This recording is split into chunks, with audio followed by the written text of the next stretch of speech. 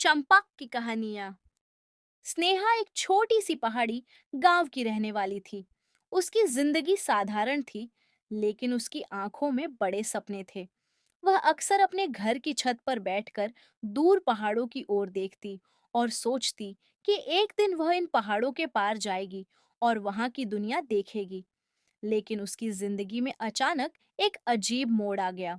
एक दिन स्नेहा अपने गांव के पास जंगल में लकड़ियां इकट्ठा करने गई।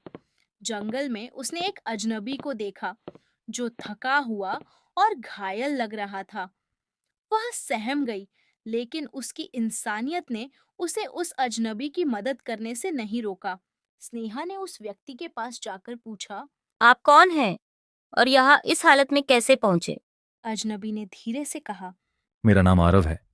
मैं पास के शहर से आया हूँ, लेकिन रास्ते में कुछ लोगों ने मुझ पर हमला कर दिया और मैं यहाँ तक पहुँच गया। स्नेहा ने उसकी हालत देखकर उसे अपने गांव ले जाने का फैसला किया। उसने आरव को सहारा देकर अपने घर पहुंचाया और उसकी देखभाल की। आरव धीरे धीरे ठीक होने लगा। स्नेहा और उसके परिवार ने उसे अपने घर में रहने दिया। आरव ने भी बदले में घर के कामों में मदद करना शुरू कर दिया। इस बीच स्नेहा और आरव के बीच एक गहरी दोस्ती हो गई। स्नेहा को आरव की बातें बहुत अच्छी लगती थीं और आरव को स्नेहा की मासूमियत। कुछ दिनों बाद आरव ने स्नेहा से कहा। स्नेहा, तुमने मेरी बहुत मदद की है। मैं तुम्हारा एहसान कभी नहीं भूलूंगा, लेकिन अब मुझे वापस अपने शहर लौटना होगा। स्नेहा को यह सुनकर बहुत दुख हुआ, लेकिन उसने आरव की बात को समझते हुए कहा। ठीक है, पर तुम वादा करो कि तुम कभी हमें भूलोगे नहीं। आरव ने वादा किया और शहर लौटने के लिए तैयार हो गया। जाने से पहले उसने स्नेहा को एक पत्ते वाला कागज दिया और कहा। अगर कभी तुम्हें मेरी जरूरत हो तो इस पते पर आना।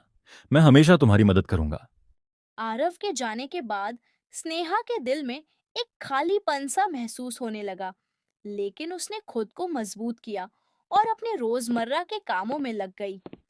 कई महीने बीत गए और एक दिन गांव में एक बड़ा मेला लगा। स्नेहा भी मेले में गई। वहां उसने एक भीड़ देखी जहां लोग किसी को घेर कर खड़े थे। जब स्नेहा ने नजदीक जाकर देखा तो वह हैरान रह गई।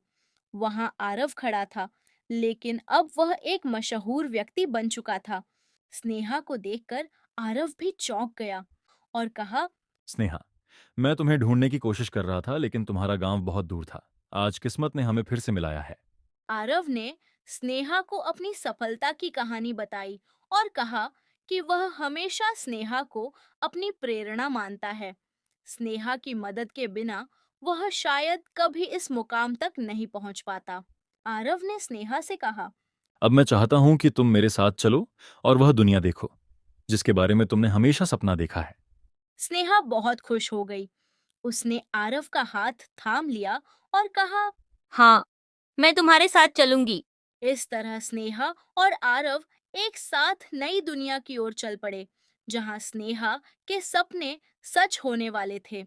इस कहानी से हमें ये सीख मिलती है कि कभी-कभी किसी की छोटी सी मदद उनकी जिंदगी बदल सकती है।